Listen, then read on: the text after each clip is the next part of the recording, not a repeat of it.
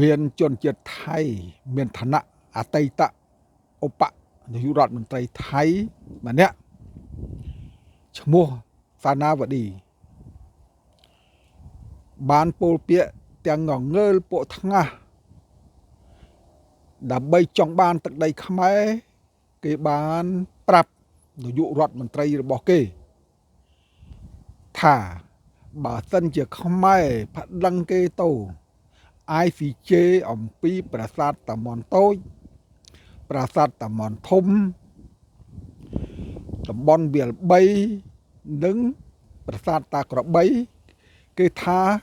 នាយករដ្ឋមន្ត្រីរបស់គេត្រូវតែប្តឹងបកមកខ្មែរវិញអំពីបញ្ហាមួយ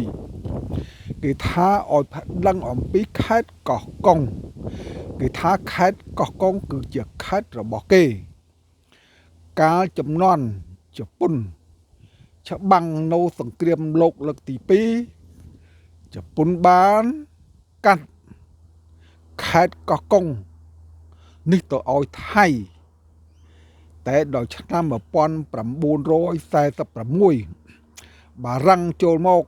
ជប៉ុនអន់ជប៉ុនចាញ់សង្គ្រាមទៅបារាំងយល់ឃើញថាខេត្តកោះកុងជាខេត្តរបស់ខ្មែរដូច្នេះបារាំងក៏លុបកុងត្រាពីសៀមវិញដើម្បីយកខេត្តកោះកុងមកឲ្យខ្មែរវិញព្រោះបារាំងដឹងថាខេត្តកោះកុងជាខេត្តរបស់ខ្មែរហើយសូមបញ្ជាក់ថា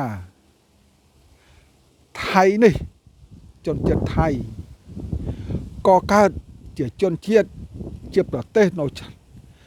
ទសវត្សរ៍ទី